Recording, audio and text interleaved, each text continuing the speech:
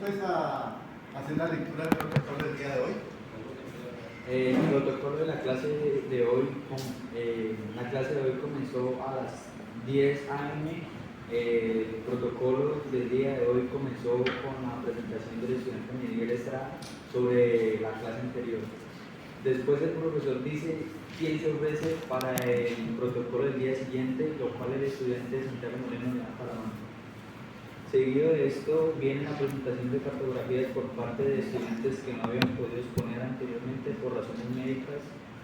El profesor Acuña, de acuerdo a estas exposiciones, hace una pregunta sobre el concepto del miembro fantasma desde la perspectiva de la educación física con base a la exposición. Un momentico, perdón. ¿Tienen consultas? Sí, señor. Perfecto, entonces ahorita, cuando lo iniciemos, vamos a darle.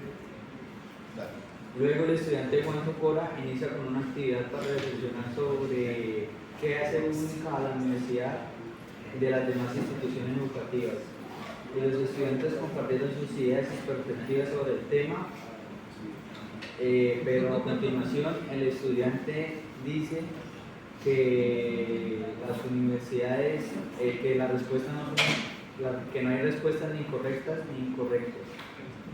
Luego de eso, el profesor mostró un video sobre el origen de la universidad en la Edad Media, destacando las contribuciones de la cultura china, la escuela de Alejandría, las escuelas grecorromanas y la cultura árabe. Entonces, como todos los antecedentes de la universidad, ¿no? Digamos, el aporte de la cultura china fue muy importante, porque, digamos, ellos fueron los que descubrieron, dieron origen al papel y a la tinta. Todas las culturas grecorromanas,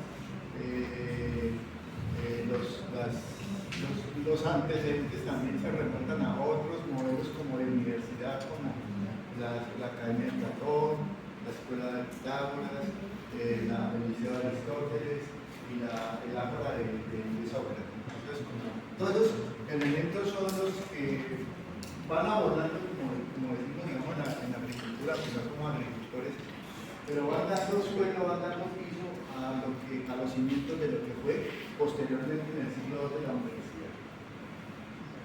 El video proporcionó una visión general sobre la evolución de las instituciones educativas a lo largo de la historia. El profesor Acuña destacó que los inicios de la educación física se relacionan con el estudio del cuerpo humano en la medicina árabe. Luego, el estudiante Juan Socora compartió su reflexión sobre el significado de ser un universitario, enfatizando que se necesita curiosidad inalcanzable, pensamiento crítico y compromiso social para poder lograrlo. El profesor también mencionó que la universidad es patrimonio histórico y cultural de la humanidad. Además, destacó que uno se gana el derecho a ser universitario y que cuando uno desaprovecha esa oportunidad está derrochando la plata que nos da el Estado. Finalmente, el profesor siguió el tema. El profesor sugirió la importancia de realizar servicios sociales desde el primer semestre, luego de esto asignando el taller sobre el mito de la caverna con un plazo de entrega hasta el 27 de febrero del 2025 a las 11:59 de la noche. Y los estudiantes fueron invitados a llevar un diario de campo sobre lo aprendido cada día en la clase. ¿Cómo les fue con la reflexión de la clase? Si la quieren hacer solo de la clase, o sea, tienen que hacer eso. No lo olviden. Lleguen a su casa, ¿qué es lo que aprendí? ¿Qué fue lo que aprendí? Si lo quieren hacer solo de este curso, pues bien, pero si lo hacen de otros cursos, mejor todavía hacerlo. Porque van viendo realmente, ustedes van mirando realmente qué están aprendiendo. Y eso es lo que están aprendiendo. Lo demás, todo. O sea, no sirve para nada. ¿Sí? Finalmente, concluyendo la clase a la 1 p.m., donde el profesor se despide y acaba la sesión. Gracias. Es un poco sintético el protocolo. Pero bien, bueno. Faltaron unas cositas un poco más, digamos, más puntuales sobre el asunto, pero bueno, yo creo que, no sé si te da como el caché de una revisadita y mejorarlo para luego entregarlo a la sí. Bien, ¿alguna comentario sobre el protocolo? Bueno, queda aprobado el protocolo, entonces vamos a dar comienzo a la clase con el ejercicio del tema que habíamos, pues, que se sugiere a partir de la presentación de su compañero sobre el tema del miembro fantasma. Entonces, ¿qué averiguar? ¿Qué artículos averiguar? Recuerden, artículos científicos. No, o sea, me mencionan el artículo científico y me dicen quién lo escribió y luego sí, qué es lo que dice. No, dale. El libro se llama El cerebro emocional de Joseph Ledoux y dice así: el concepto de miembro fantasma se refiere a la sensación que experimentan algunas personas después de haber perdido un miembro del cuerpo, como si el miembro aún estuviera presente. Y esto dice que tiene como 3 partes, que dice conexión neuromuscular. Durante la educación física se enfatiza la importancia de la conexión neuromuscular, es decir, la comunicación entre el sistema nervioso y los músculos cuando se realiza un movimiento. Entonces, perdón, eso lo vamos a trabajar más adelante, pero ¿cómo se llama eso? Les voy a decir y después les voy a preguntar cuando vamos a entender. ¿Cómo se llama la conexión neuromuscular? O sea, a la conexión neuromuscular o al trabajo neuromuscular, que significa el sistema nervioso y el sistema muscular haciendo un trabajo conjunto, se llama ¿qué? En la educación física se llama coordinación. La coordinación, lo que hablamos es que yo tengo buena coordinación, mala coordinación. Ese es el trabajo que hace el sistema nervioso del sistema muscular, ¿sí? Entonces, a eso se le llama coordinación.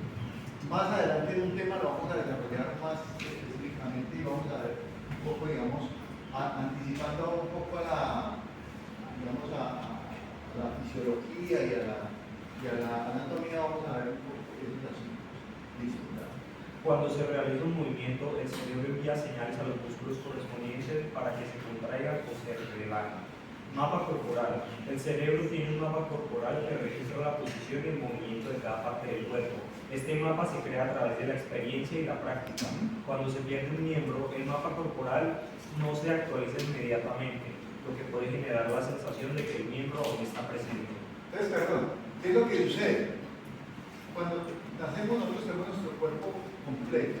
Entonces, nuestro cerebro tiene también una memoria motora y elabora un mapa, el compañero, un mapa corporal, es decir, nuestro cerebro tiene el mapa de nuestro cuerpo y el cerebro sabe que todos sus miembros están bien.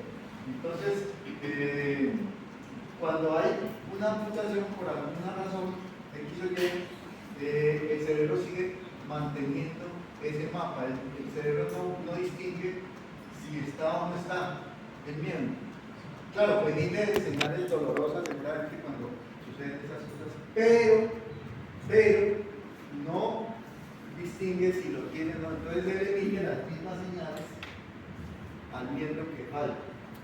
¿Sí? Es decir, usted puede sentir, y eso nos lo corrobora otros compañeros, creo que nos lo dijo mucho. Digamos, inicialmente cuando recién sucede la lesión, eso es terrible porque uno sigue sintiendo que le duele, sigue sintiendo que le rasca, sigue sintiendo que y usted no puede hacer nada. ¿Sí? O no sé si no, sí, señor, pueda sí. ayudar. No, sí. Pues que es una experiencia ya propia y usted la verdad sí es. Se ve más reflejado, digámoslo, en los primeros meses, como dice el profesor, el cerebro no asimilamos la pérdida de su extremidad y es muy relativo, se siente. Le pasaba mucho era de que sentía como si me picara un berraco zancudo y siempre mandaba la mano a donde supuestamente estaba el berraco zancudo que me picaba y pues en la hora de matarlo o rascarlo, que me picaba la planta del pie o aún así ya después de mucho tiempo, digámoslo, en la natación que me desvestía, me ponía unas aletas y no cabe la otra, pero ¿qué pasa? No está el fuego, ¿sí me van a entender? Aún el cerebro no asimila la pérdida de este miembro, pero sí es doloroso, los calambres musculares, claro, Juan Fernández. Y pues desde el punto de la educación física hay que trabajar mucho el músculo porque al no estar la extremidad con un aparato que es ajeno a su cuerpo, ese músculo se desgasta y es muy flácido. Para poder utilizar esta prótesis, más o menos tuve que nadar 2 años continuos para poder fortalecer el músculo y poder levantar la prótesis como camino. Una fundación que se llama la Fundación CIRET, que es como tal para personas con amputaciones transtibiales y transfemorales, me quedan asombrados que pues mi marcha cogió muy poco, pero que es muy bien, a comparación de los demás compañeros de que hacen la fuerza desde la cadera y pues no tienen un desequilibrio, pero eventualmente la recuperación es bastante compleja pues porque va a partir de mucho ejercicio, constancia, también el proceso de asimilación y digámoslo de esta manera de la autoestima de cada persona es muy diferente y pues usted se tiene que echarle ganas porque si usted queda en ese hoyo pues no va a salir de ese hoyo y no va a poder caminar, ¿sí? La ventaja mía es que pues tengo la articulación de la rodilla, puedo trotar, puedo andar bicicleta, puedo saltar, puedo hacer una cosquilla, entonces pues eso es una garantía a otras personas de que no tienen la rodilla, pues la fuerza la hacen de la cadera, pero es muy complejo, lo que dice el profesor es muy complejo y también es costoso, me refiero a la hora de trabajarlo, de hacerlo, porque pues hay momentos de que usted no se quiere ni, que la sensibilidad es tanta que usted no consiente ni frío, ni calor, ni el roce de una media, es muy doloroso, tan simple de hecho, me costaba mucho a la hora de bañarme, una tucumada de agua, meterlo en el chorro de la ducha, dolía. Entonces es bastante complejo que el cerebro asimile la pérdida de una extremidad. Bueno, muy bien, gracias, Juan Manuel, por hablarnos de esta autohistoria, que es para corroborar un poco lo que teóricamente, o sea, los teóricos están hablando sobre lo que significa el micro fantasma. Y eso es lo que, digamos, uno trata en la universidad de hacer, cómo corroboramos las cosas que pasan, que nos pasan a diario, pues tengan relación con lo que nosotros estamos estudiando. Eso es lo que de alguna manera tienen ustedes que ir haciendo. ¿Cómo corroboramos, cómo explicamos esto que nos está pasando desde el punto de vista de nuestro campo en educación física?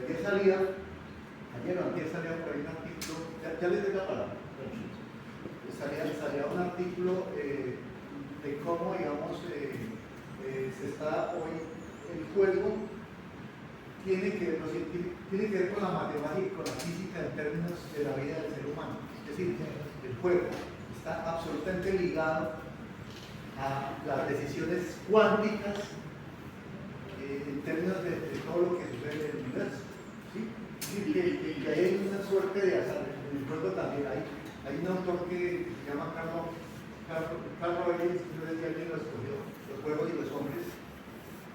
Ese libro y ese artículo después de que lo voy a anunciar para que lo veas cómo se relaciona con la física, el juego, es clasificar el juego en 4, hace una clasificación digamos, hace una clasificación de los juegos, digamos, y una de las clasificaciones es los juegos de azar. Todos sabemos, y además que hoy están, pero súper en boga los juegos de azar, ¿sí?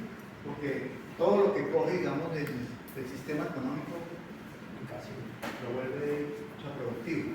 Entonces hoy los juegos de azar, por ejemplo, son un aspecto muy importante. Vemos Betplay, como todos, bueno, ustedes conocen más de todos esos aspectos de los juegos de azar. Entonces, eso tiene que ver, y yo lo voy a relacionar ahora en cosas para que digamos, empiecen a relacionarlo con ese libro. ¿Algo más? Por último, memoria muscular. La memoria muscular se refiere a la capacidad del cuerpo para recordar movimientos y patrones de movimiento.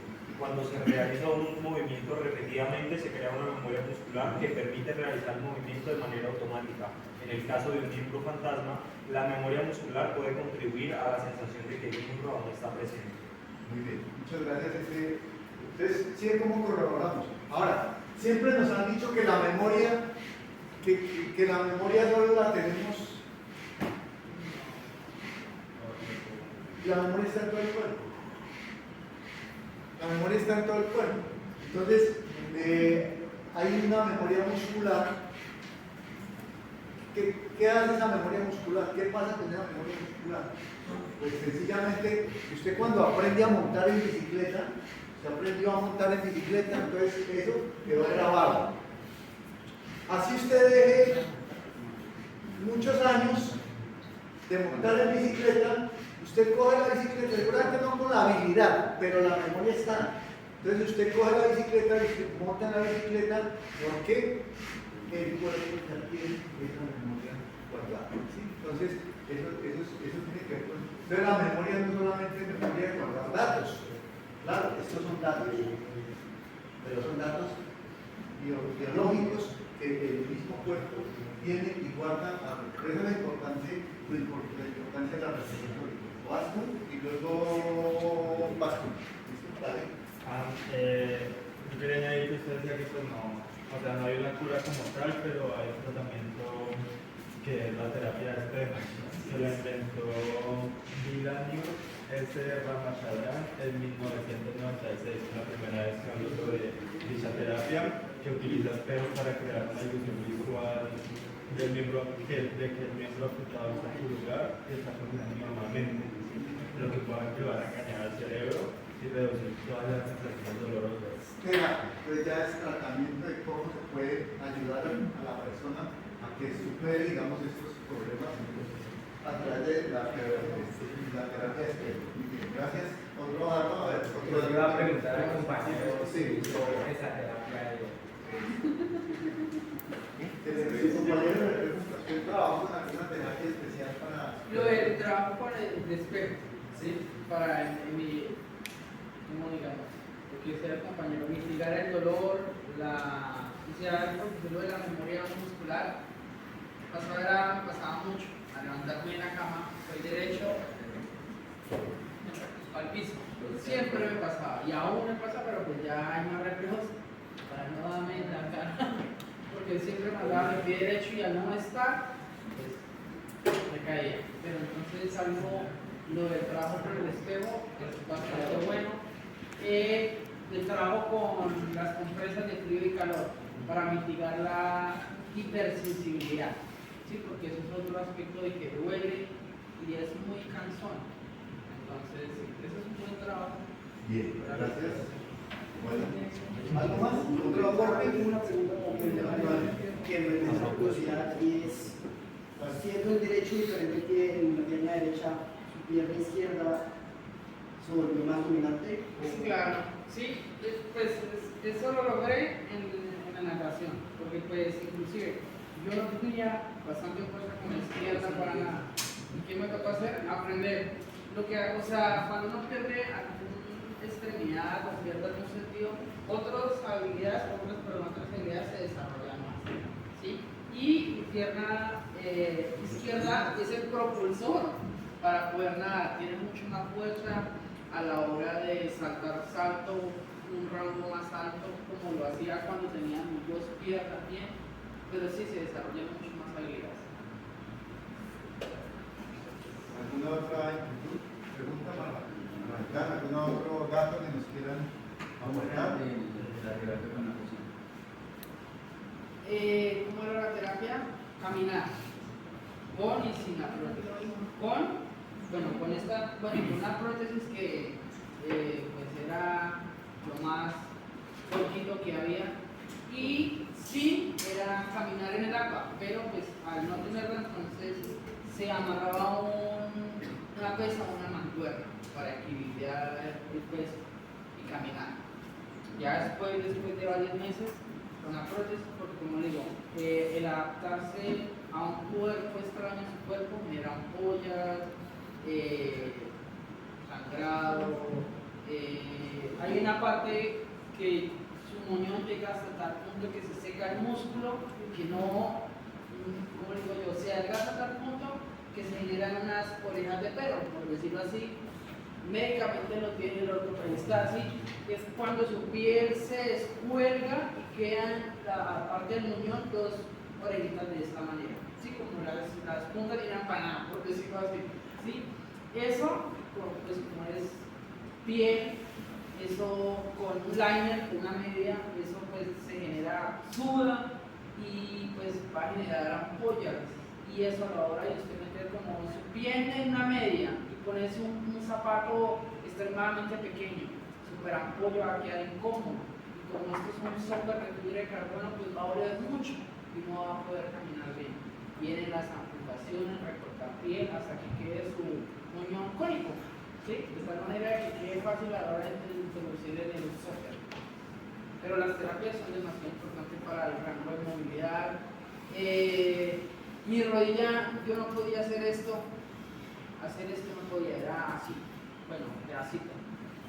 Y las terapias en el APA me ayudaron muchísimo. O sea, las terapias de rehabilitación que llegó, para mí, sinceramente, es mejor ir a una piscina, a un río, que ir a una EPS, porque allá solamente es como por llenar esa hoja, 10-15 minutos y otro paciente, 10-15 minutos y otro paciente. Y el deporte, en la educación física, es bastante bueno, pues porque, bueno, yo no tenía nada de conocimiento, pues hasta ahorita me estoy tratando de aprender.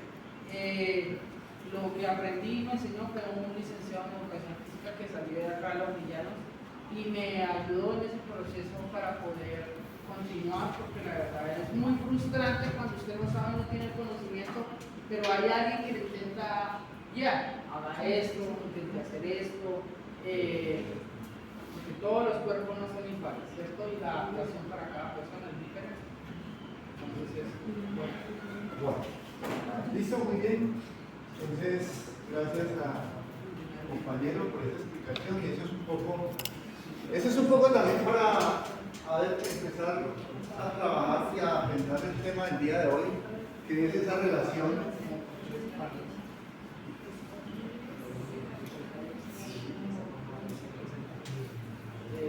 doxa episteme. Ya de pronto ustedes leyeron el mito de la caverna, el texto del mito de la caverna, la alegoría, se llama alegoría o mito, más o menos no son iguales, pero tienen el mismo significado, con las cuales Platón, recuerden que Platón fue discípulo de Sócrates. Sócrates nunca escribió nada, el que escribió fue Platón, y Platón escribió los diálogos de Sócrates. Entonces, para que tengamos un poco eso en la filosofía, digamos que, no sé si les dijeron, pero entonces, Sócrates, él nunca escribió, él simplemente, su universidad, como lo vimos, o su ejercicio de pensamiento era interrogar a los demás. ¿Qué saben y qué no saben? A través de cuestionamientos, ¿sí? A través de preguntas. ¿Sí? Esa era la tarea. Y lo hacían públicamente en la plaza, donde le contaban que había alguien que de pronto tenía dominio sobre algún tema, él se iba a conversar con ese tipo, y entonces lo increpaba y trataba de mostrar qué tanto sabía o qué no sabía, o qué era verdad, qué podía ser verdad y qué no era verdad. Entonces, Sócrates, digamos, él no escribe absolutamente nada. Los diálogos los escribe su discípulo Platón, y ustedes ven que se llaman diálogos socráticos. Todos son los diálogos socráticos. En este caso, el fragmento o la parte que vamos a utilizar es un texto de la República de Platón, ¿sí? Es un libro que tienen ustedes que leer, que deben leer. Por lo menos yo se lo hacía leer cuando estaba dando el curso de historia, de problemas históricos de la pedagogía. Yo daba ese curso y pues, ahí tenían que leer ese texto porque es un libro de educación. Es un texto que habla de educación, ¿sí? De la paideia griega. ¿Sí? Entonces ahí arranca, digamos, todo ese relato contando, digamos, en ese capítulo 7, haciendo una alegoría para distinguir, para pensar estas dos palabras, doxa y episteme, para pensar eso. Es decir, cómo nosotros en la universidad y en nuestra vida diaria empezamos a distinguir qué es una opinión de qué es un conocimiento. De pronto aquí ya tratamos de hacer un ejercicio previo, ¿cierto?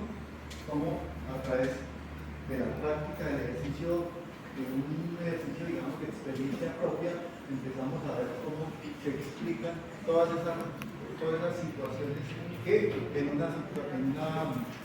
esa experiencia que vive su compañero nos facilita, nos permite, digamos, reflexionar sobre este asunto. Entonces, doxa referida a qué? Opiniones. Y episteme referida a la ciencia. Entonces, nosotros usualmente venimos con esto,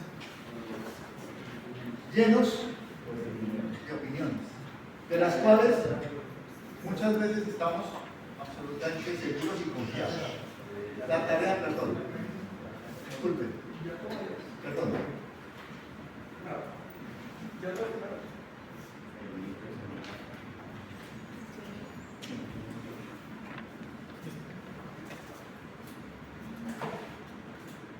La tarea es, obviamente, que nosotros tenemos opiniones y no podemos alejarnos de ellas, pero por ejemplo en el caso de la educación física, tenemos que hacer el tránsito de aquí,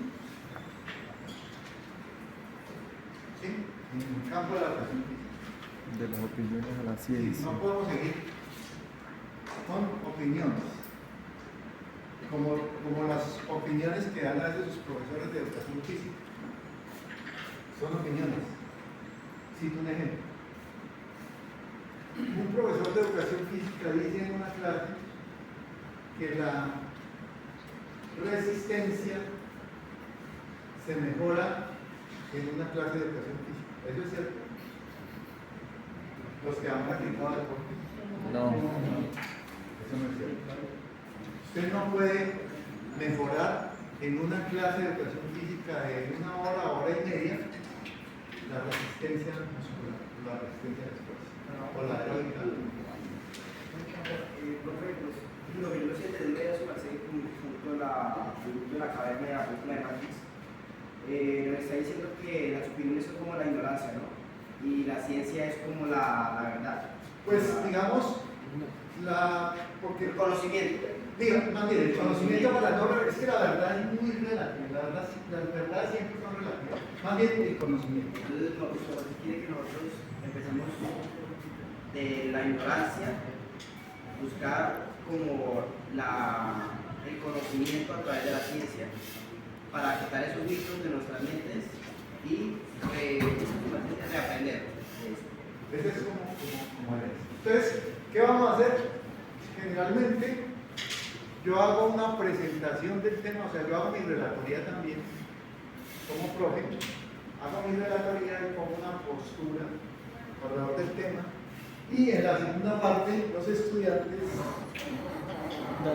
cuentan sus relatorías también a ver cómo interpretar. Entonces, voy a hacer una presentación que tengo ahí para dar mi punto de vista sobre el ejercicio, y ahí arrancamos. Bueno, esto es un dibujo de un estudiante, un día de clase, cuando yo estaba trabajando, en alguna clase estaba trabajando en el mito de la caverna. Entonces un estudiante estaba concentrado allá, como yo a veces les llamo la atención, porque están allá metidos en el computador, en el cuaderno, en el celular. Entonces llamé la atención y le dije, usted toda la clase se la pasó distraído, no estaba poniendo cuidado. Y me dijo, no, profe, al contrario, estaba muy atento a lo que usted estaba diciendo y a lo que usted estaba contando. Y él lo que estaba haciendo era, a partir de una pequeña habilidad que tenía, estaba haciendo una gráfica de lo que yo estaba diciendo del método académico. Entonces, plasmó en el cuaderno y pues yo tomé esa foto para que la vieran y la pongo ahí como ejemplo, porque es lo que estaba era dibujando, concentrado, dibujando, poniendo cuidado, obviamente, y plasmando a través en su cuaderno, pues este ejercicio. Entonces, eso me llama mucho la atención. Bien, empecemos leyendo este fragmento. ¿Quién me ayuda a leer? Que tenga buena lectura.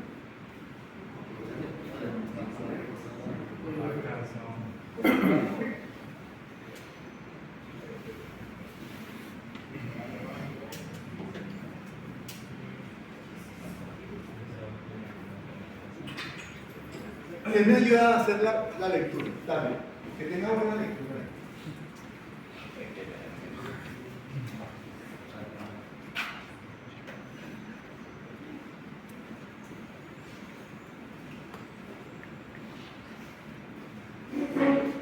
Sócrates y Glaucón. Entonces, el mito es una discusión entre Sócrates y uno de sus discípulos que se llamaba Glaucón. Y entonces, recuerden, por eso todos los diálogos se llaman, todos los textos socráticos de una manera de diálogo, por eso se llaman diálogos socráticos. Dale. imagínate una caverna subterránea que dispone de una larga entrada de luz a todo lo largo de ella. Y figúrate unos hombres que se encuentran ahí ya desde la niñez, atados por los pies y el cuello, de tal modo que hayan de permanecer en la misma posición y mirando tan solo hacia adelante, imposibilitados como están por las cadenas, de volver la vista hacia atrás. Pon a su espalda la llama de un fuego que arde sobre una altura de distancia de ellos, y entre el fuego y los cautivos, un camino eminente flanqueado por un muro, semejante a los tabiques que se le colocan entre los charlatanes y el público que aquellos puedan mostrar. Sobre ese muro, las maravillas que disponen. Imagínate ahora que del otro lado del muro pasan sombras que llevan toda clase de utensilios y figurillas de hombres y otros animales, hechos de piedra y madera y de otros materiales. Entonces, ¿quién de ustedes puede hacer de pronto un pequeño esquema así rápidamente o un dibujo rápido del mito de la casa? Pues como yo lo entendí, ¿Cómo lo entendiste? Sí, claro. ¿te puedo borrar eso, profe, o ir un ladito? Sí, ahí habla.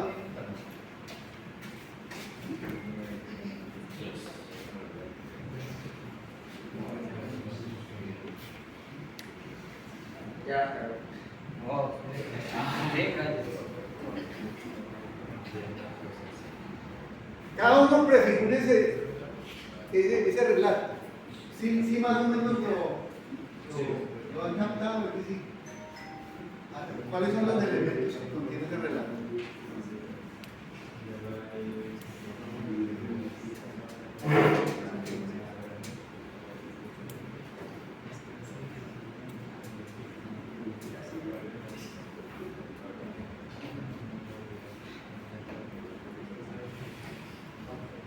Bueno, mientras tanto cada uno de ustedes también va a hacer como un esquema, un dibujo, un cuadro de cómo ve ese relato, cómo lo ve cada uno, porque de pronto puedo cambiar esa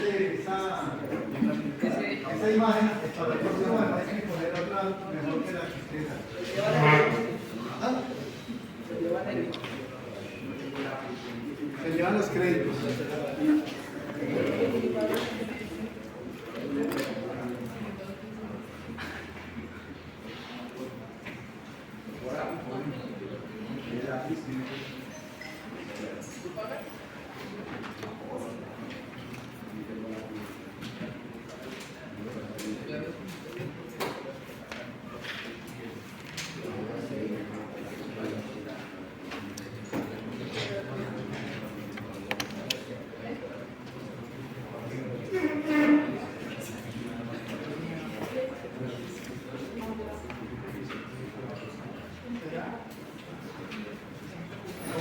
imagina que es? Sebastián. ¿Cuál es la imagen que tiene usted? A ver. No importa que no sean buenos dibujantes, que no tengan habilidades para el dibujo, no importa. Eso no es ese no es las vamos a ver tanto, digamos, de sentido estético, pero sí, pues una imagen. ¿Qué imagen ustedes dirán de imagen tiene?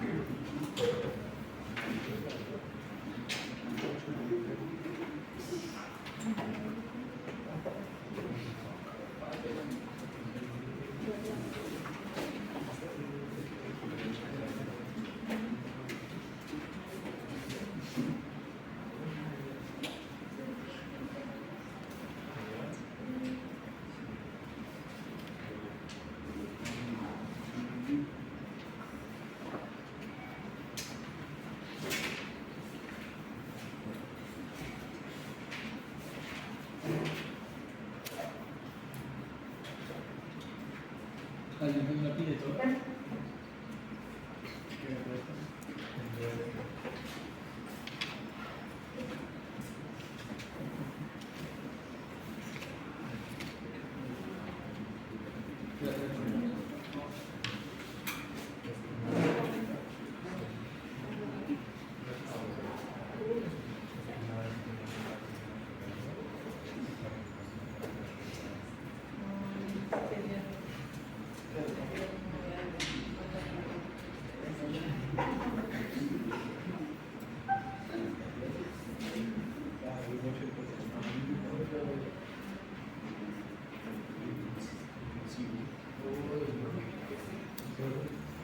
Porque casi siempre en las representaciones hay una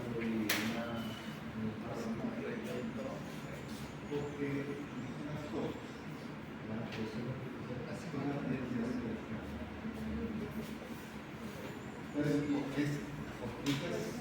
cosas, la luz refleja la sombra de estas cosas,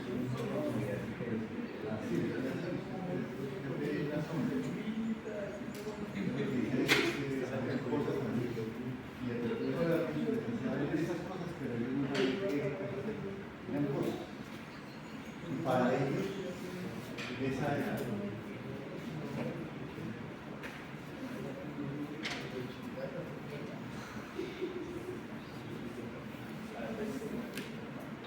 entonces, también tiene una perspectiva para dibujarlo, ¿no? Porque tiene que verse el reflejo de la luz, por ejemplo. Porque lo que ven los prisioneros en la caverna son sombras. ¿Sombras de qué? Sombras de las cosas. Que otros sujetos transitan o pasan por ahí. Bueno,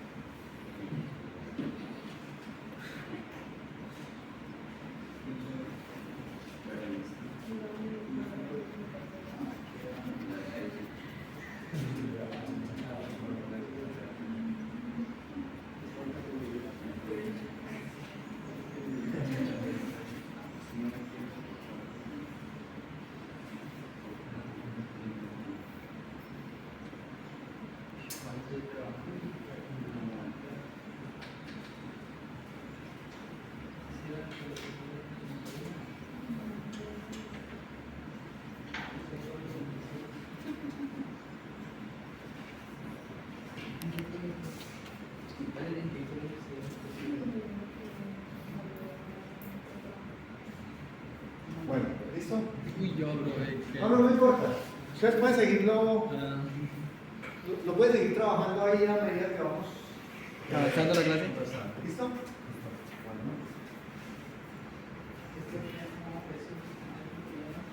Este es el ejercicio de su compañero. Mientras tanto, vamos diciendo lo siguiente.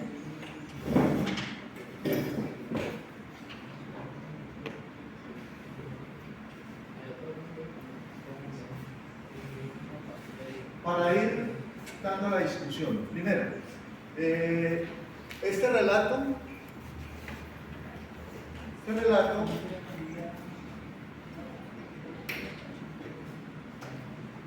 un relato filosófico.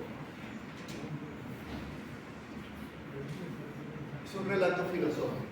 Es decir, está todo un ejercicio de pensamiento que ha sido, digamos, discutido a lo largo. Entonces, este relato en términos filosóficos disloca el sentido común. ¿Qué significa dislocar? Es un término de educación física. Dislocar, por ejemplo, es cuando una articulación se sale de su lugar. ¿Sí? Entonces, ¿qué significa dislocar? Dislocar el sentido común es empezar a torcer, digamos, a desbaratar como esa articulación, como sucede el sentido común. Entonces el relato empieza a romper este asunto, que también lo podemos denominar sentido común.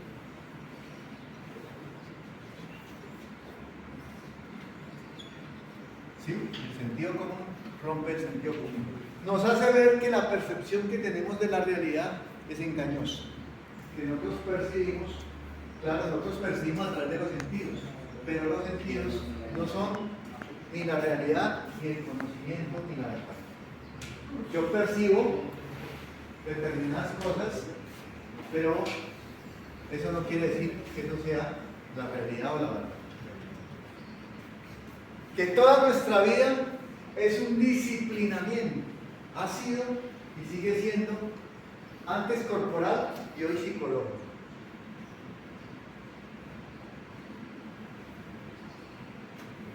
¿Eso qué quiere decir? Que hemos estado como sujetos sujetados. ¿Sujetados a qué? A muchas cosas. Por ejemplo, ¿cuál sería un ejemplo de sucesión ahora? Hoy. Las redes sociales. Las redes sociales, el mismo celular. Los medios de comunicación. Estamos sujetados, incluso la escuela, incluso toda la familia y todo. Es decir, todo lo que hacen todas las instituciones es para normalizarnos.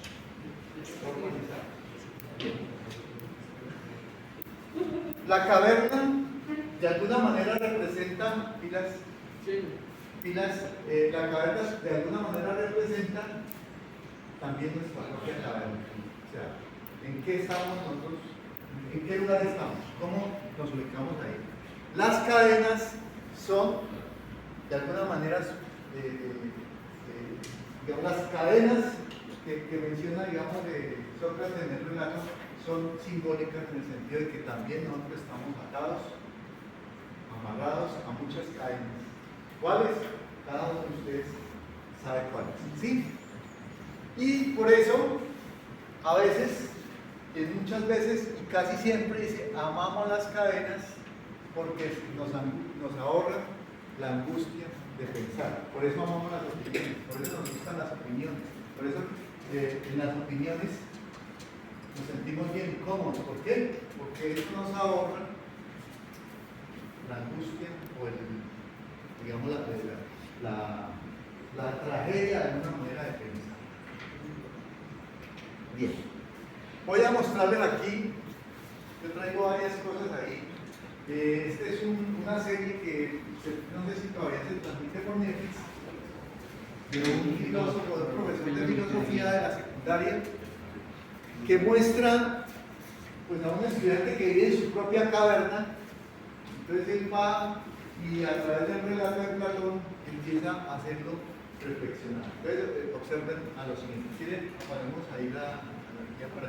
Ya no está en Netflix o Como hoy es el primer día de clase, empezaremos por la asignatura más importante, filosofía. Hoy, Platón. Te contaré una historia, el mito de la caverna. Apaga la luz.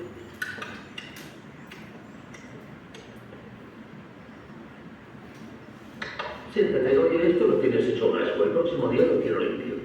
¿De acuerdo? Siéntate. Mira, esta es una cueva. Dentro de la cueva hay unos hombres atados por los pies y por el cuello desde hace mucho tiempo. Solo pueden mirar hacia adelante. Detrás de ellos hay un muro. Y más allá del muro, un fuego encendido.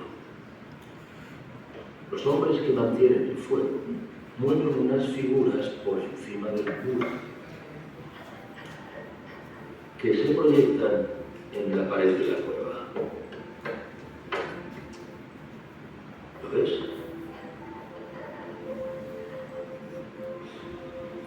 Los prisioneros piensan que las sombras que ven reflejadas son la realidad, porque es lo único que pueden ver. ¿Me sigues?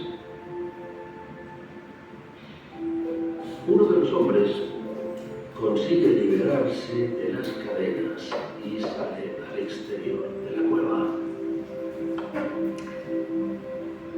El sol le ciega los ojos, pero poco a poco se acostumbra a la luz y descubre que la realidad es la del exterior y no las sombras de la cueva.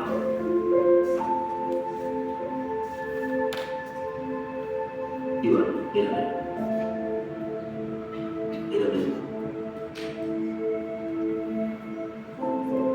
Yo te sacaré de la caverna.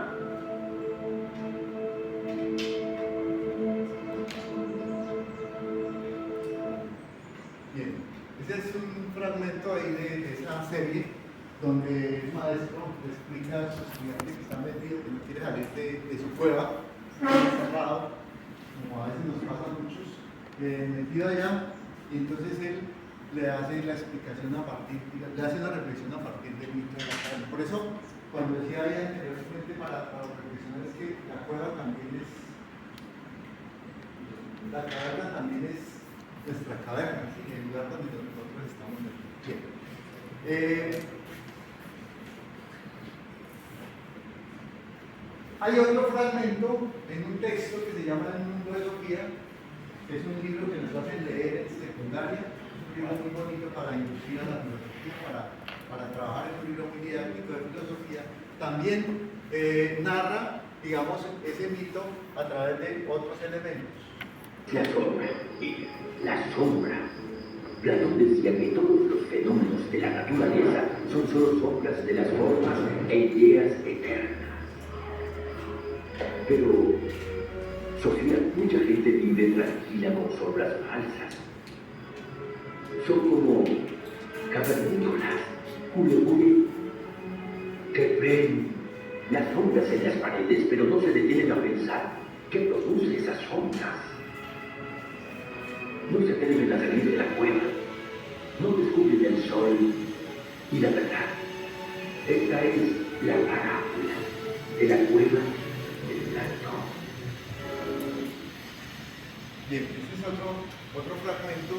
Hoy traigo varios fragmentos, traigo música, traigo muchas cosas para pensar, digamos, este asunto de la caverna. Entonces, empecemos a ver, reflexiones. ¿Sí es que la luz también ciega? La luz también nos deja ciegos. Cuando es lo mismo que le pasa al prisionero que se apartó y salió a la luz. Inmediatamente salió a la luz, pues obviamente, ¿qué pasa cuando uno sale de la oscuridad? Como pasa ahora la luz, que pues la luz también nos deja ciegos. Es decir, que el conocimiento o la ciencia también es un problema, ¿sí? También es un problema, nos puede dejar ciegos. Bien, bueno. Continúo con mi relatoría.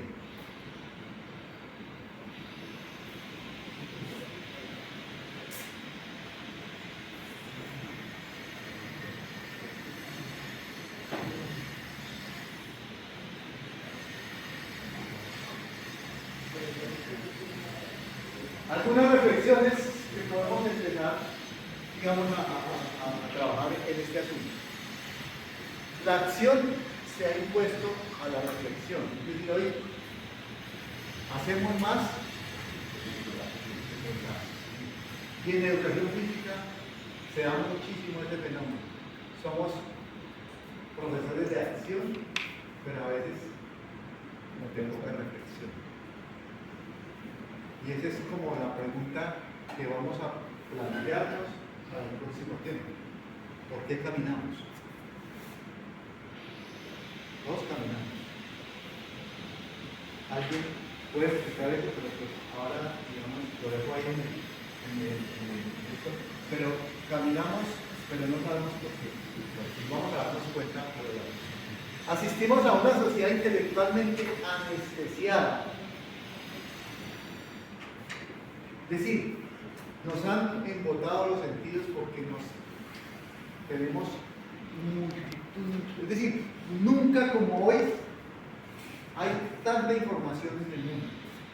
Y tan accesible. ¿Ah? Y tan accesible. Y tan accesible. Antes, en la Edad Media, recuerden, las bibliotecas de la Edad Media, pues que eran para unos poquiticos, los que podían tener el poder con eso. Y hoy hay tanta información que no sabemos qué es y qué no es. ¿Qué puede ser conocimiento y qué no puede ser conocimiento? No nos sentimos mal si no pensamos, solo actuamos. Es decir, a veces nuestro accionar es simplemente actuar, pero pues el pensamiento queda a un lado. Las opiniones nos ahorran la angustia de pensar y contra el reconocimiento de nuestra propia ignorancia. Es decir, asumir que no sabemos, asumir que ignoramos cosas, es un asunto que a veces... El primer saber efectivo es el reconocimiento de lo que se creía saber, no es más que una opinión. Este es el primer reconocimiento que tenemos que hacer. Lo que yo sabía, lo que yo sé, parece que es únicamente una opinión. Entonces, por supuesto, viene el deseo de saber. Si no es así, entonces, ¿cómo debe ser? ¿Listo? Bien. Para que vayamos ahí ahondando en eso. Traigo a un filósofo argentino, ojalá lo sigan, es muy bueno, se llama Darío Reinsteiner, es el innombrable, porque pues ese apellido no me lo aprende uno. Yo llevo como 5 años tratando de aprender ese apellido, se llama Darío Reinsteiner, y el hombre hace un ejercicio filosófico, él es un divulgador científico, el divulgador de la filosofía, y a través de diversas cosas, de diversas reflexiones, pone la filosofía, porque es que ese es un ejercicio que no hacen los profesores y que no hacemos los profesores en la escuela. Es cómo ponemos la filosofía al servicio de lo que nos pasa. ¿Cómo reflexionamos? Porque nosotros somos hombres de acción, ya lo dijimos, hacemos cosas, pero muy pocas veces nos detenemos a reflexionar. Entonces el hombre, a través de un ejercicio, desde hace muchos años él viene trabajando en un canal argentino y tiene un programa que es patrocinado por el gobierno argentino, digamos, el Ministerio de Educación Nacional, se llama bueno, el canal no sé cómo se llama, pero tiene un programa que todo el tiempo lo ha emitido y que ha sido, digamos, se ha ido divulgado en toda la nación argentina. Entonces, a este man se lo recomiendo. Entonces, él hace también aquí, a través de música y teatro, la alegoría del mito de la caverna. ¿Cierto? ¿Por qué coincidimos todos en este teatro hoy? ¿Hay algo? ¿Qué haríamos si supiéramos que nos quedara muy poco tiempo libre? Es la parte del juego del biólogo. Ahora, aunque el biólogo te conteste que es la muerte, la pregunta es ¿por qué yo me tengo que morir? ¿Por qué nací así, de este modo? Una vez creí que nada iba a pasar. Una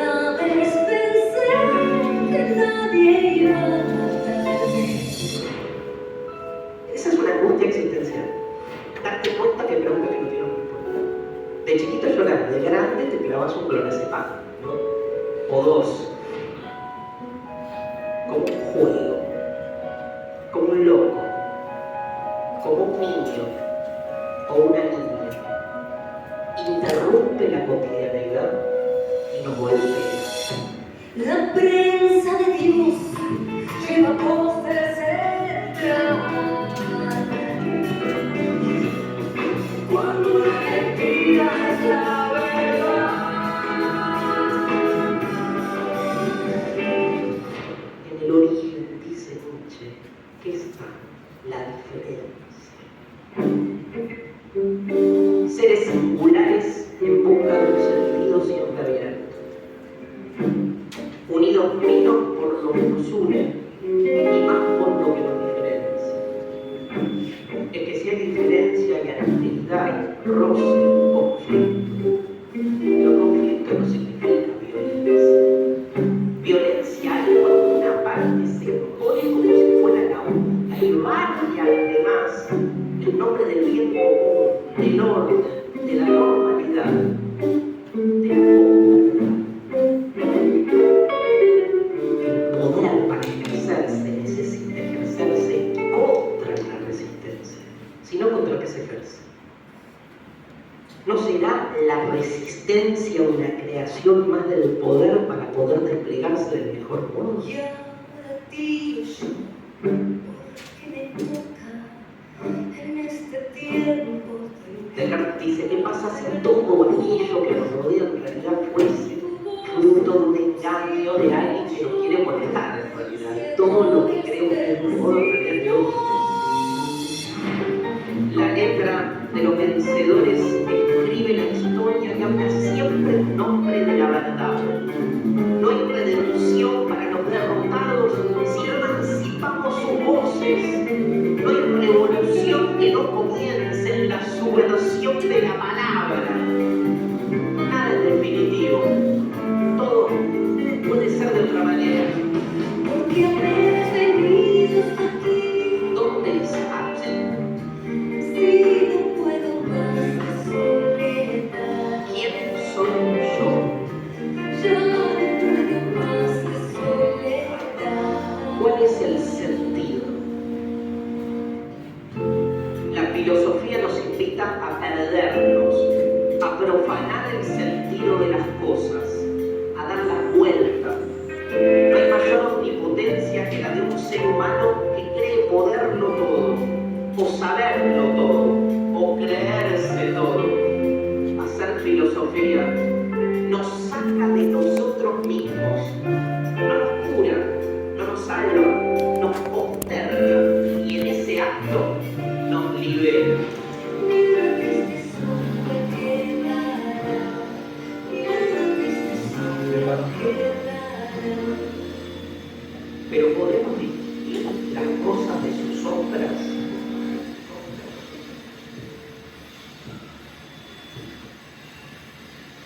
Bueno, ¿algún comentario? ¿Bien? ¿Rock? ¿Qué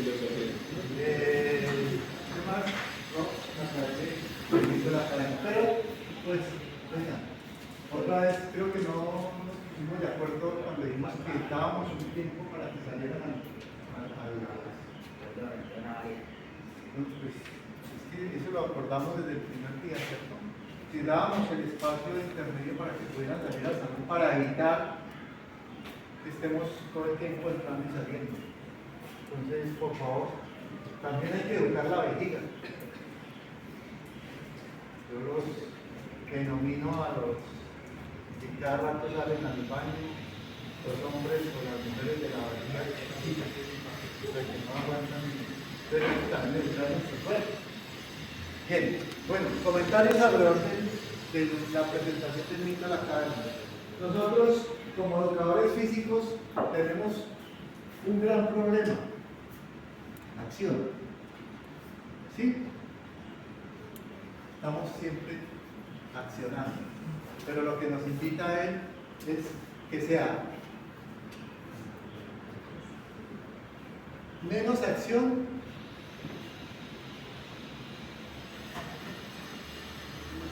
y más pensamiento. Menos acción y más pensamiento. ¿Sí? A ver, ¿están de acuerdo o no están de acuerdo? Ok. Yo no. Yo creo que hay que tener siempre un equilibrio en todo. O sea, no se puede solamente enfocarnos en la acción, que es lo que principalmente nos dice la educación física, acción, claro. Pero debemos hacer la balanza de la acción y pensamiento. No restemos la acción, sino que sumemos pensamiento. Bueno, punto de vista. Otro punto de vista. Pero a mí me está pidiendo que, o sea, que cancelemos la acción. Literalmente dice menos. O sea, pero ese menos puede referirse a que disminuyamos Porque, esa acción. voy a poner un ejemplo. Una clase de educación física, recuerden una clase de educación física, ¿qué es? 98% Acción. acción. ¿Sí? Y por ahí 0,2% pensamiento. Incluso menos. Incluso puede llegar al 100%. Entonces lo que quiero plantear con esto es cómo balanceamos, ¿sí? Estoy de acuerdo contigo. No es quitemos la acción y solo nos dediquémonos a pensar, sino más bien equilibremos. ¿Qué tal? Si ponemos un 60-40, bueno, ya empieza la cosa a mejorar. Porque usted en una clase de educación física no aprende nada. ¿O sí aprende? A ver, ¿qué aprendieron en clase de educación física? ¿Cómo? ¿Cuánto mide una cancha? El profe me repite la pregunta. ¿Cuánto aprendemos en educación física? O sea, desde el punto de vista del pensamiento, digamos desde lo conceptual, desde los conceptos. Y su compañera dice, bueno, ¿cuánto mide una cancha? ¿Pero de qué área? Porque en el colegio realmente uno no aprende casi nada o nulo en lo que es educación física, pero que ya en la calidad de educación superior no lo estamos haciendo nosotros. No, por eso. Ubiquémonos en el colegio, ¿cierto? Tenemos, ya te doy la palabra. Tenemos acción. El profesor de educación física siempre está haciendo accionar a los estudiantes. Hagan, corran, tomen la pelota, patien la pelota, jueguen, acción, acción, acción. La pregunta es, ¿y dónde está el pensamiento? ¿Qué es lo que nos invita un poco a digamos, el ejercicio hoy en términos de lo que significa la relación ecuánime? No es que desaparezcamos la acción, obviamente que no, tenemos que accionar, pero es que también entendamos que hay que pensar, y eso es lo que no pasa en educación física. Profe, pues en mi caso había muchos clases, por ejemplo, explicándonos cómo podemos evitar lesiones o dolores con el calentamiento. También nos enseñaron mucho sobre la alimentación, de qué más o menos porcentajes se utilizan para llegar a una buena alimentación, pero el profesor también nos indicó pues, que cada uno no tiene las mismas condiciones pues, para alimentarse, que muchas veces es 80% carbohidrato y el resto, el 20% proteína. Bueno, digamos, algo pasó ahí. Un señor que se llama Joseph Guardiola plantea que es perfecto, por ejemplo, en el deporte, soy enfático en el fútbol, dice que está bien explicar, pero por ejemplo en el fútbol se aprende jugando. Él dice que, que entre más veces repitamos la acción, así el pensamiento empieza a cambiar. Porque lo que hace distinto al jugador de fútbol no va a ser que me sienten aquí, me den una clase y me digan, hey, haz tal cosa, tal cosa, tal cosa. Uno tiene que, por medio de que van pasando las situaciones, pensar en ese momento. Lo que hace distinto a los jugadores de Guardiola es que piensan más rápido que los demás y ejecutan cosas que los demás no harían. Por ejemplo, Kevin De Bruyne ve el fútbol de una manera distinta, ¿sí? Y esos pensamientos no se desarrollan en una clase, se hacen por medio de que van jugando, por medio de la acción. Entonces eso también es relativo, como se dice, o sea, no es solamente esa verdad, sino también puede ser la que tiene Guardiola. Pero, digamos, Guardiola y una clase de educación física pues tienen obviamente muchas diferencias. Muy diferente el contexto. Primero del deporte, para decir que educación física no es igual a deporte.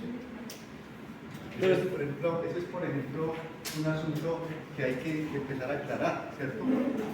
Ese es un sentido común que tenemos, que educación física igual deporte. Por ejemplo, la carrera que yo estoy estudiando dice licenciatura en educación física y deporte. Por eso, yo quiero hacer la conexión porque es la idea la conexión entre esas dos cosas. O sea, el deporte es un instrumento de la educación física, no la educación física igual al deporte. Pues, así como el profesor de economía nos dice, ahora nos enseña que nosotros podemos hacer la práctica y al mismo tiempo hacer el pensamiento. ¿Sí? Por ejemplo, podemos utilizar la práctica y utilizar la enseñanza al mismo tiempo. Por ejemplo, él nos ponía a correr y luego nos decía, arme grupos de 3. ¿Sí? Y ahí poníamos ya la prueba nuestra, o sea, aprendíamos de que no era todo el tiempo discriminación, de que no había que, o sea, que en un momento así no era necesario ver quién era el gordito, quién era el que estaba enfermo, quién era, ¿sí? Entonces, podemos utilizar la práctica con el pensamiento de igual forma, más o menos en Es que a eso es lo que yo me refiero, o sea, por medio de esa acción uno piensa, por medio de lo que uno está ejecutando uno está pensando. Profe, entonces yo la verdad, o sea, aquí no vamos a estudiar deporte en la universidad. Entonces, ¿por qué está esa palabra ahí en la carrera? Y Como un deporte, instrumento. porque el deporte, la recreación, el ocio y demás son instrumentos de la educación física para enseñar educación. Es una herramienta. Es una herramienta, no es un fin. Esa es la cosa que tenemos que nosotros tener muy clara desde el comienzo. Es cómo utilizamos el deporte, pero en una clase de educación física no podemos, ya te doy la palabra, no podemos decir que hay deporte en sí. ¿Por qué? No podemos decir que en una clase de educación física hay fútbol. ¿Por qué? Primero, porque las medidas de la cancha ya no son las mismas, ¿cierto? Una cancha de una escuela no tiene las medidas de una cancha profesional. Ahí ya estamos diciendo que ya no es el deporte, ¿sí? Sino que simulamos una actividad que puede ser el fútbol o puede ser otro deporte para desarrollar unas prácticas que permitan al sujeto entender su cuerpo, entenderse cómo se mueve, entenderse por qué se mueve, entenderse para qué se mueve. Allá deja el deporte. Claro. ¿Bien? Entonces, ¿qué podríamos usar lo que me está diciendo? Utilizar esa actividad de enseñanza. Actividades que son instrumentos para la enseñanza de la educación. Pero todos son deportes. Como en la clase pasada el estudiante Juan Topora dijo que se necesita mucha creatividad pues para uno ser educador físico y por ahí vienen los deportes como herramientas, ¿sí? O sea, buscar qué deportes, o sea, pueden ser recreativos, pueden ser para afianzar la clase, para, digamos, ese juego que habló el compañero, que dijo pues para que corran y armen grupos así, el profesor explicó que esa actividad era para ser una actividad inclusiva, que, o sea, que los estudiantes no tengan en qué pensar que si este es un amigo, este no, este sí, este no. Entonces, exacto, es decir, son instrumentos, utilizamos cosas del deporte, pero no solamente del deporte, de educación física, por eso lo que quiero decir es, educación física, el deporte no es igual a la educación física, porque en la educación física nuestro fin no es ser deportistas, ¿o sí? No. Es educación física. Y No. Educación física. pero entonces estaría mal como el concepto que nos dan, o sea, porque uno entra a la carrera y dice licenciatura en educación física y no dice educación física y deportes como herramienta, dice licenciado en educación física y deporte, o yo estoy entendiendo mal ese... Es que, como ya lo mencionó el propio compañero, usted lo está viendo a especificarse en un deporte, no. Vuelvo y le digo, el deporte es nuestra herramienta para poder desglosar, no ir más a profundidad, solo fútbol, solo natación, no, a base de los deportes, como licenciados, lo utilizamos como herramienta para poder enseñar a los niños o demás personas que quieran aprender. ¿Qué es lo que pasa en los colegios? ¿Te recuerdas cuando también nos hablaban de que podemos utilizar las variantes del deporte? Por ejemplo, en el atletismo. en el atletismo he estado practicando esa variante cuando hacíamos el ejercicio de correr y armar grupos. Vamos a usar el de baloncesto, ¿sí? O sea, como adaptarlo para enseñanza, sin usar totalmente. Profe, yo creo que ahí está el ejemplo de por qué caminamos. Sí, es ¿A que- razón de qué? Porque creo que pues ellos también Creo que están- por eso, pero bueno, no importa, digamos, dar estas discusiones porque es necesario ir haciendo las claridades en términos de lo que ustedes, Claro. a lo que les ofrece la universidad. Exacto, sí, señor. Dice licenciado, ¿qué significa? Con licencia para enseñar educación física, ¿sí? En instituciones educativas. Además, porque la ley, perdón, además porque la ley general de educación, hay que leer la ley, ¿sí? Por eso, para que no se encierre ahí en su y deporte, ¿qué significa I? ¿Qué es la I? Es contenido. Vemos deporte hasta el quinto semestre. No se ve. Algo relacionado con el deporte. O sea, yo siento que, o sea, si bien lo que el profesor está diciendo que es verdad, yo creo que sí hay una falencia como tal en el nombre de la carrera, porque nosotros en la malla no se deporte, la comparación, por ejemplo, en la UTP de Pereira se llamaba Ciencias del Deporte y la Recreación, Sí. y todo está basado 50 teóricos y Claro. la práctica de deporte. Obviamente es deporte, porque ya no es licenciatura en educación física, sino ciencias de la actividad física y el ¿qué? Ciencias del deporte y la Ciencias del recreación. deporte. Ciencias del deporte. Ahí sí vamos a estudiar las ciencias del deporte. Ahí sí vamos a estudiar deporte. Pero aquí es licenciado, profesor, que va a enseñar en el sistema educativo medio, básico y medio. Esa es la gran diferencia.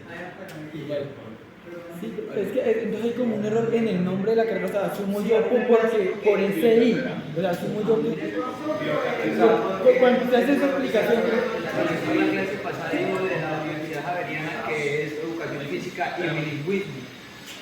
¿Sí me entiende? No es que ese bilingüismo se ve como herramienta, ¿sí me entiende?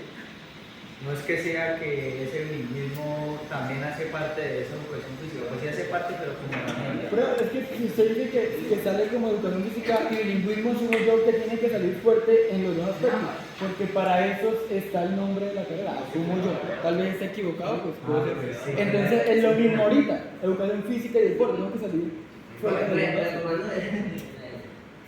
El acción y el pensamiento, pues tomando la idea, no sé, de Pire, para mí el pensamiento va muy ligado, digamos, del fútbol, porque un defensa para poder llegar a tener esta acción de pensar cómo estar en ese lugar, ellos ya tienen una base de conocimiento, a ellos les explican dónde estar y cómo estar, o cómo juega el rival, y todo eso son clases Sí, pero perdón, ¿eso lo enseñan en educación física? Eso lo enseñan en el deporte. En un club. O en otra parte que no es la clase de educación física, porque en la clase de educación física no tiene como propósito enseñar fútbol. Sí, o sea, a lo que yo me refería es que, digamos, en el fútbol, que él dice que es mucha más acción, para mí es mitad y mitad. Sí, yo estoy de acuerdo, por eso estoy diciendo, es que hay que equilibrar eso, acción y pensamiento. Porque, digamos, Hay que hacer un equilibrio entre acción y pensamiento, porque la educación física es acción, poco pensamiento, casi nada de un pensamiento. jugador profesional tiene que saberse el reglamento. Un profesional, pero es que el propósito de la educación física no es... No, o sea, me refiero a forma, digamos, de... Claro, un profesional en ciencias del deporte tiene que saber eso. De una actividad, digamos, usted le enseña a un niño cómo realizar la actividad, pero pues igualmente ya le dio unos tratamientos antes de cómo realizarla y por qué se va a realizar. Por eso los propósitos de la educación física son diferentes a los propósitos del deporte. Y creo que ahí, porque, o sea, como lo están mencionando mis compañeros, o sea, si nosotros estudiamos educación física, es la educación de nuestro movimiento, de nuestra corporealidad, de movernos, de por qué lo hacemos, de entenderlo. Que ya el deporte lo lleva a un nivel más alto, que es diferente, pero la idea base es la educación física. La educación física, muy bien. Pero no quiere decir que porque la educación física sea la idea base, no podamos actuar en el área del deporte. Completamente de acuerdo O sea, con el profe. planteamiento. Es decir, por eso su compañera acaba de decir herramienta. El deporte es una herramienta. Es decir, Le puedo enseñar al niño a moverse con elementos de fútbol, pero también con elementos de baloncesto, pero también con elementos de la danza, porque muchas de esas actividades tienen los fines comunes.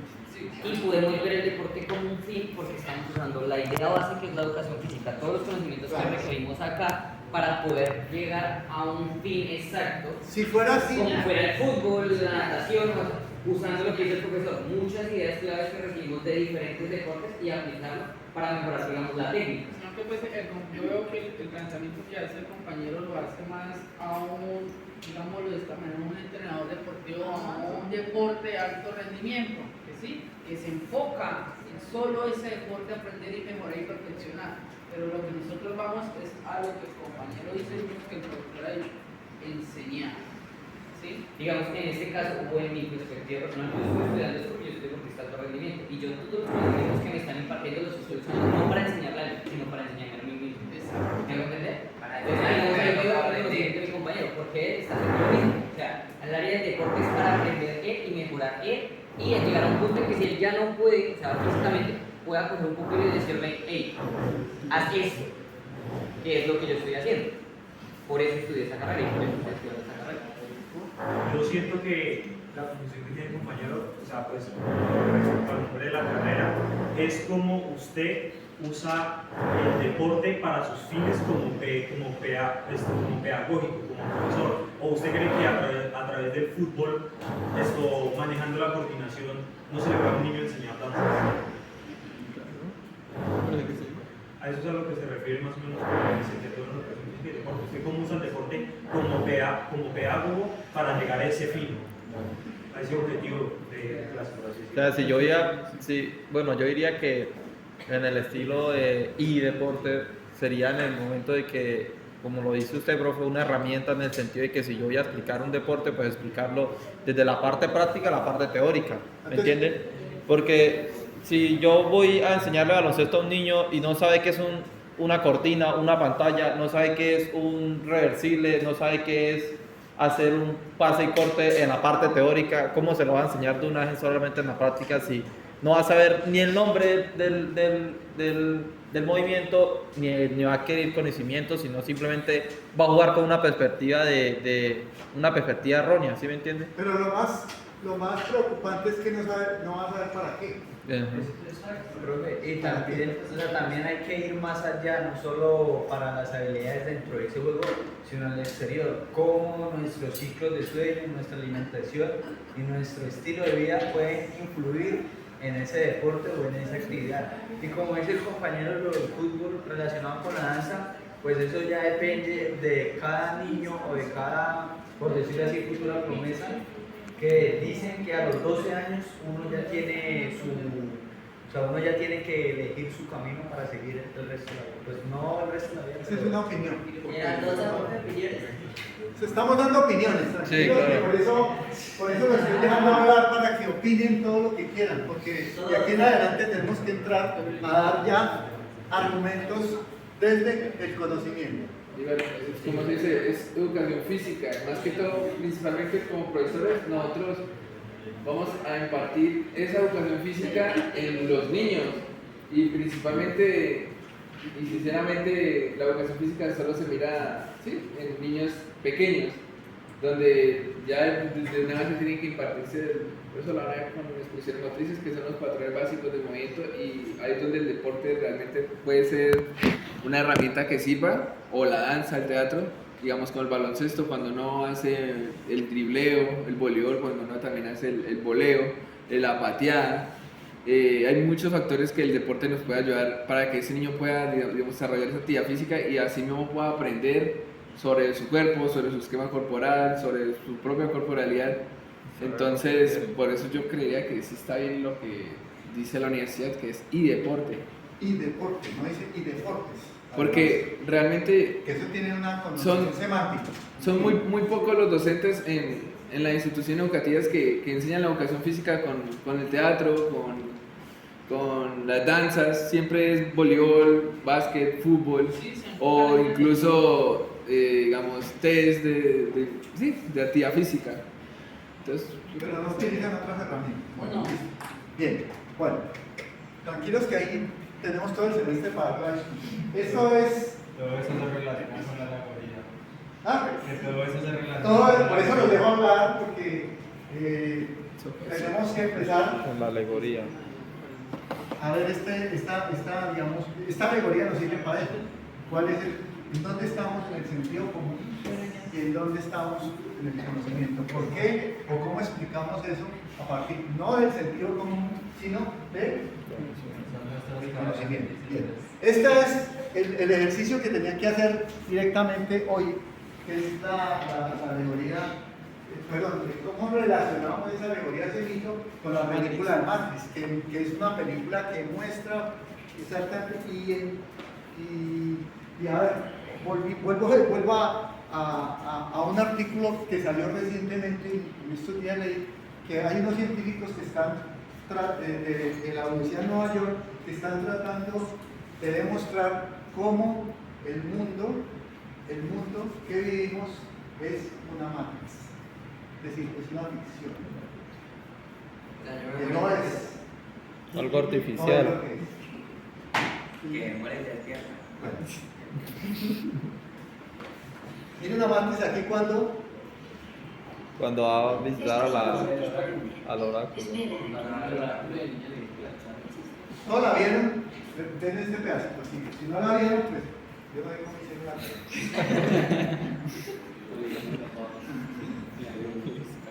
Observen, escuchen lo que dice la niña. ¿No es un niño?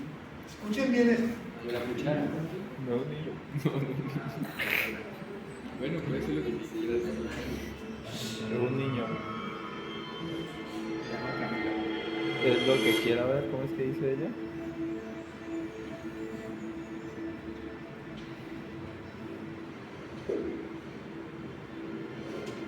No dobles la No hay cuchara. que desdoblar la cuchara. Eso es imposible. En vez de eso, solo procura comprender la verdad. ¿Qué verdad? Que no hay cuchara. Que no hay cuchara. Si lo abres, verás que no es la cuchara la que se dobla, Eres sino tú. tú mismo.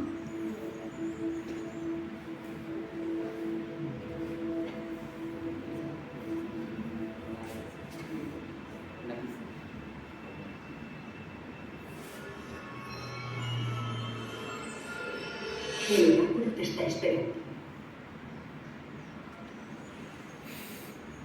Uy.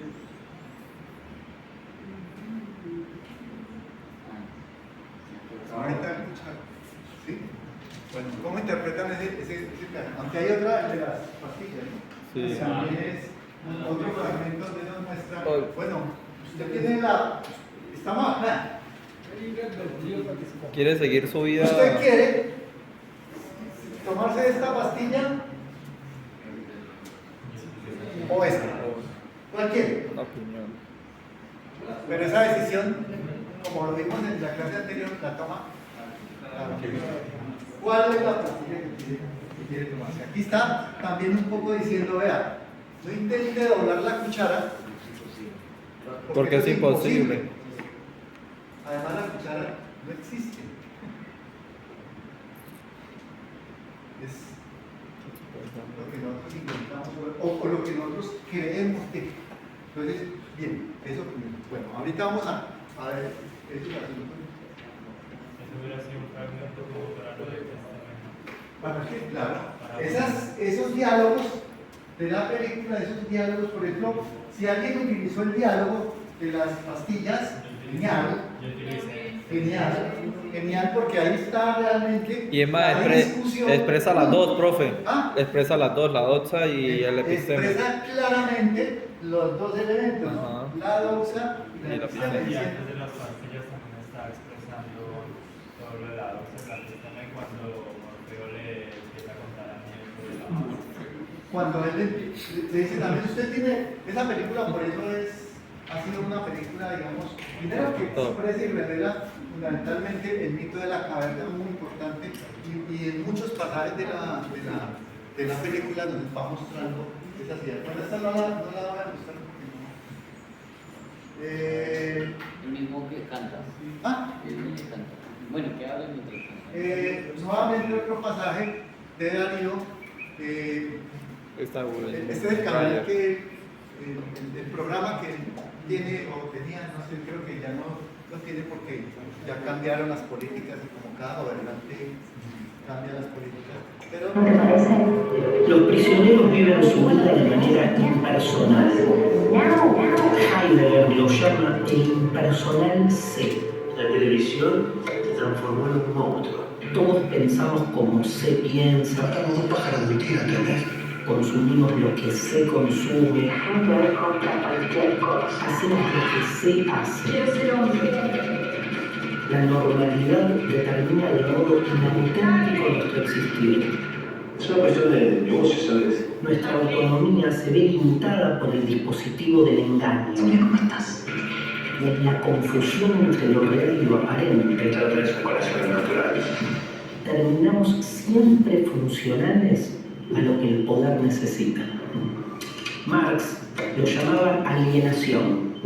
Pensamos ideas que otros necesitan que pensemos. Compramos las mercancías que otros necesitan que compremos.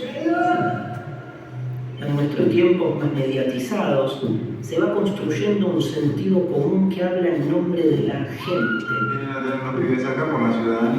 O que se presenta como representante de la ciudadanía, confundiendo equívocamente rating con democracia, o haciendo circular ciertas prioridades sobre otras, donde casi siempre los postergados de siempre no aplican en el listado de lo prioritario.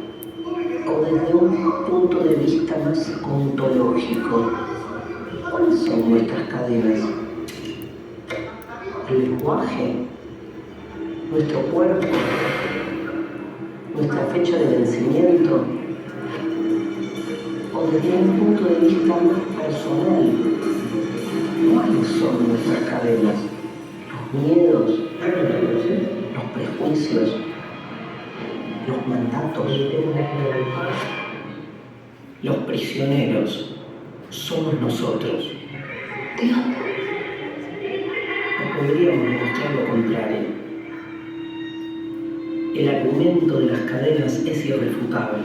Te vine a buscar. Todos podríamos estar en este momento siendo manejados por titiriteros.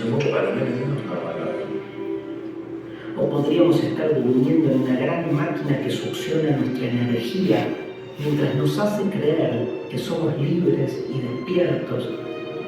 O podríamos vivir en el interior de un gran estudio de televisión que nos filma día y noche sin saberlo. Es que todo se reduce a la cuestión del saber. ¿Cómo saberlo? Papá, bebé, te amo. Platón, pero después muchos otros, suponen la dicotomía entre lo real y lo aparente como una separación nítida e incuestionable. ¿Por qué suponer como cierta la separación tan tajante entre lo real y lo aparente? ¿Podemos o no podemos saber que somos los prisioneros de la caverna?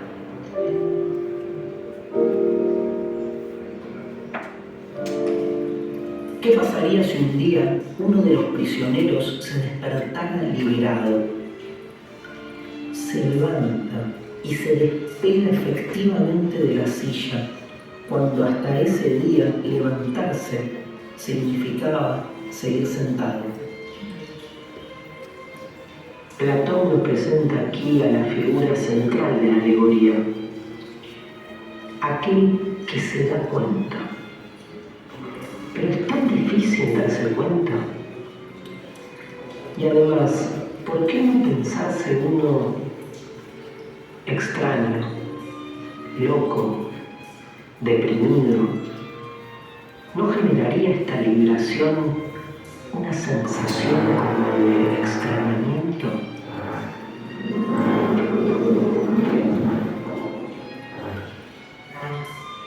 La soltura de las cadenas, ¿dónde está? Es lo que algunos autores como Derrida llaman un acontecimiento.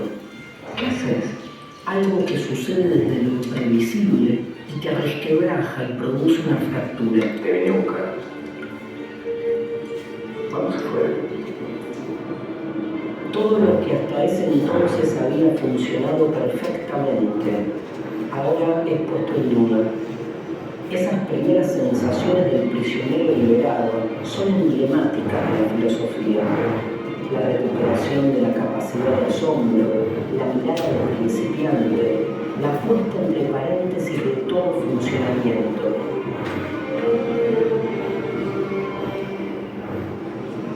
La incomodidad de la filosofía aparece con toda su fuerza y el prisionero comienza a entrever que todo puede ser de otra manera.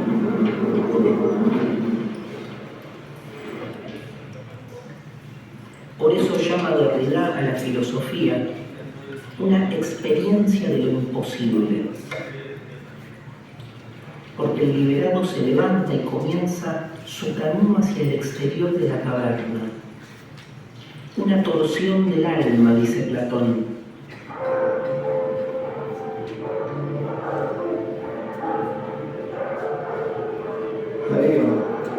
Estuve pensando en su propuesta. Me parece que debo volver a darle clase a los muchachos ahora que salgo. Muy bien. Me alegra mucho ver eso. Los muchachos van a estar felices. Ahora, ¿cómo se liberó? Lo lógico sería pensar en la liberación como fruto de una acción deliberada, o en la toma de conciencia individual que supondría la presencia de un núcleo de libertad en todo ser humano. Pero el encierro del que hablamos, como sostiene Deleuze, es el peor de los encierros. Es a cielo abierto. Bueno, muy bien, ahí veo una cosita. Entre otras cosas, uno de los elementos y de las formas más alienantes actualmente es